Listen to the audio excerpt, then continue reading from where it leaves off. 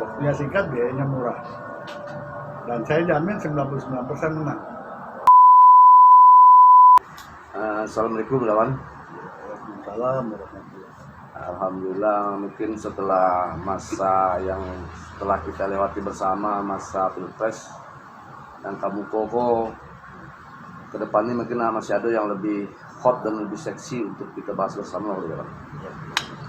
Mungkin setelah itu ada kepala daerah dari gubernur, bupati, wali kota, ya mungkin ya buat pembelajaran lah buat kita semua.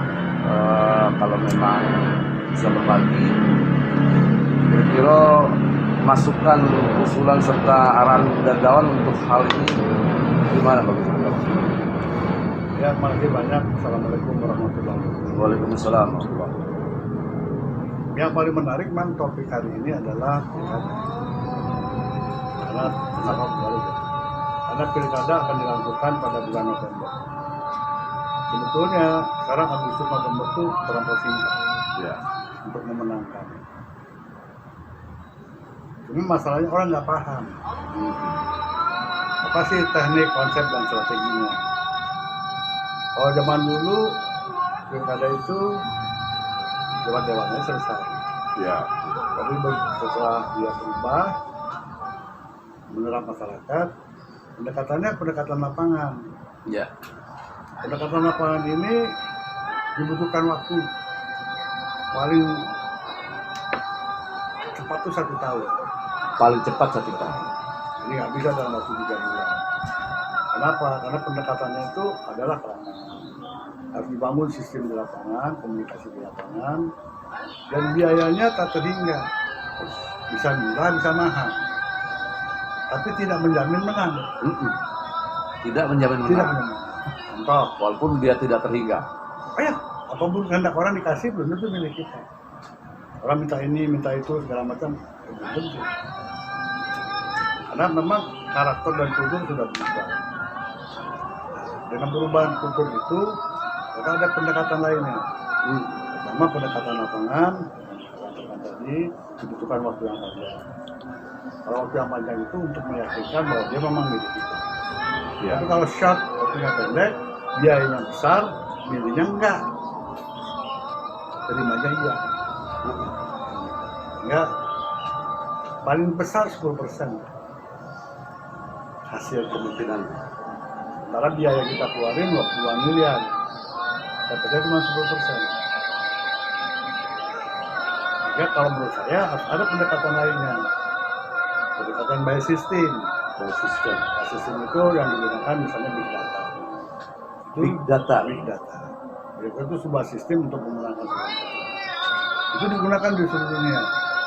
Di Indonesia sejak SBY dan Jokowi khususnya sudah menggunakan. Oh, termasuk di data yang pemakaian Presiden Amerika tuh Semua pakai itu. Pakai itu. SBY pakai itu. Jokowi pakai itu juga. Ya kan? Nah, dengan big data. Big data itu bisa short. Tapi nggak bisa juga, misalnya sebulan gitu. Karena kan dia memerlukan alat ini diimpor, ya kan, tenaga ahlinya disiapin, poskonya disiapin. Dengan big data itu kita bisa berkampanye setiap detik. Karena big data mempunyai sumber pemilih 100%. Itu yang diprogram, itu yang diolah di sebuah posko oleh ahli-ahli. Kalau ini dikawinkan antara sistem lapangan dan by system, ya, itu akan lebih kuat. Sehingga biayanya, kosnya makin rendah. Cuma persoalannya sekarang adalah para kandidat-kandidat ini pertama tidak paham, sehingga mereka lebih cenderung ke pendekatan lapangan. Kalaupun kita kasih tahu ini nggak susah, nggak ada ukurannya, mereka nggak tahu. Karena mereka merasa enjoy, diterima dengan hormat gini begitu. Tapi nihil hasil. Ya kayak contoh kemarin di pemilu kemarin, di satu rumah aja, kalau itu nggak milih dia. Iya, banyak ya. Nggak milih dia. ada di rumah yang sama, di lingkungan yang sama, sehingga ukurannya sulit untuk dipastikan dia milih atau nggak milih. Nah, itulah perlu di backup dengan big data. Secara ilustrasi, kalau kita gambarkan secara langsung, misalnya di yang paling dekat ini pemilihan Kepala daerah. Gubernur DKI, itu ilustrasi di lapangan seperti apa tuh, supaya yang lain mungkin lebih paham itu mana? Di big data itu harus memiliki 100% pemilih DKI. Datanya, oke, 100% 100%. calon pemilih. 100% pemilih itu itulah dilakukan pendekatan dengan by system, dengan teknologi. Contohnya handphone. Handphone itu kan setiap detik bisa terima data, ya kan? Kosnya murah. Dengan forward aja tuh. Forward aja. Terus kita kenalin lah. Oh, siapa? Anies Baswedan. Oh, Anies Baswedan begini. Itu nanti setiap saat responnya ada. Sehingga setiap detik akan ada peningkatan suara. Oh, hari ini suara kita dapat sekian, besok sekian. Nah, itu jelas nampak di data. Terbaca. Terbaca. Berarti mengelit waktu, mengelit biaya. Semua irit. Ya kalau lebih efektif lagi mungkin karena memang merasa dari orang Minang, mungkin bisa diterapkan untuk calon-calon Sumatera Barat, yang pimpinan-pimpinan di Sumatera Barat ya Pak? Bisa, tapi sebetulnya apa yang kita sampaikan ini kan tidak hanya untuk Sumatera Barat. Untuk di Indonesia pun boleh. Kenapa? Karena kan ada jasa yang akan dilakukan. Dan dia harus orang-orang yang ahli. Nggak bisa dia nggak ahli cerita doang, nggak bisa. Setelah tutup hari H waktu pencoblosan, berapa lama hasil diterima itu?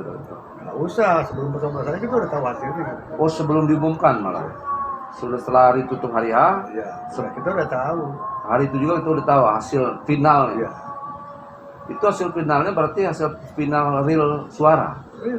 Oh. Karena kan setiap responden kita itu menjawabnya kan real. Dengan catatan tanpa ikut campur KPU sebelumnya ya. Kan Ya. kalau KPU bisa dirubahnya. Ya, ini kan nggak ada konteksnya. Ya. Karena kita kan real kita punya. Iya. Sehingga kan kalau terjadi misalnya Pak MK dan sebagainya, kita punya data. Kalau pemilih kita ada sekian, gitu ya. Ada namanya, ada alamat, dan segala macam. Oh, bisa dijadikan alat bukti di tingkat pengadilan. Ya, walaupun itu kan hasil olahan sistem. Sama aja kan dengan Sirekap itu kan dua sistem. Ya. Bisa keprofil. Iya. Sama, jadi cara berpikir para calon ini yang kita mesti selesaikan. Kesulitan kita, para kandidat ini kan tidak paham memenangkan lapangan itu apa. Ya, dia cukup dengan duit, cukup dengan pendekatan, lu nggak bisa. Nggak ada itu. Karena manusia ini punya pilihan. Oh, dengan apa kita kasih dia terima. Karena kan pendekatan hati ke hati, heart to heart. Itu perlu waktu, nggak bisa. Jadi pertemuannya itu tidak bisa sekali, berkali-kali dan berulang-ulang. Itu waktu, tenaga, pikiran, perasaan, wah luar biasa itu. Karena ketemu aja biaya, datang biaya, pulang biaya. Waktu ketemu biaya juga. Jadi bisa dibilang itulah membentuk mindset sendiri untuk calon pemilih bahwa inilah yang terbaik. Itu kan pendekatan berulang. Iya, berulang-ulang. Itu costnya high cost, mahal banget. Jadi kalau mau, tadi itu boleh dilakukan, tapi backupnya harus punya big data bahwa benar sih itu pilih dia. Kan dari komunikasi by system tadi ketahuan, dia ada respon nggak? Kalau dia milih kita, dia respon. Nah dari situ kita akan lihat tuh setiap menit tuh perkembangannya, menang atau kalah. Respon dari Betul. pertanyaan dan perbuatan kita tuh sampai berapa persen bisa dihitung ya. Karena kan ada respon atau tidak respon. Tapi dari pengalaman selama ini sih 99%. Contoh misalnya, ada seorang kandidat bukan di kampung dia dan dia tidak dikenal. Tapi dia bertiga kali menang. 3 kali menang. Nggak ada namanya. Karena dia menang.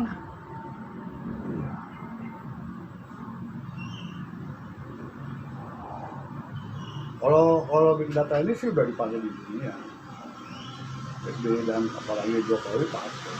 Dimulai dari RSD. Makanya ini ya. Kalau SBY memang ahli orangnya. Kalau yang dipakai oleh orangnya si Obama. Tapi yang lebih ahli sebenarnya Partai dengan suara tidak terbanyak malah jadi pemenang. ya itu lain lagi tuh. Itu perkawinan lagi tuh. Antar konsep-konsep yang lain. Jadi kalau seandainya nanti ada yang, bisa nggak kita dikasih masukan tentang big data, kita kirim. Misalnya ada yang dari tolong dong saya dikasih apa sih yang untuk big data, kita kasih.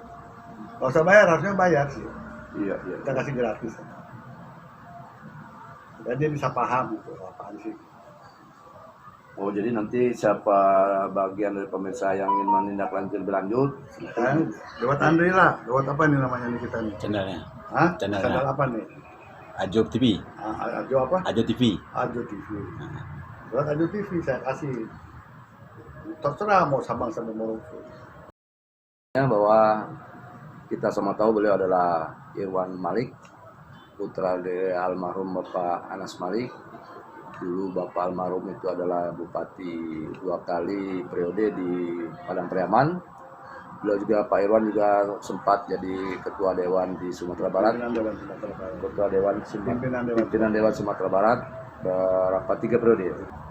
Jadi untuk apa yang beliau uraikan di atas, kita rasa memang pada tempatnya dengan apa yang telah beliau lakukan dan telah beliau kerjakan sebelumnya di masanya sebelumnya.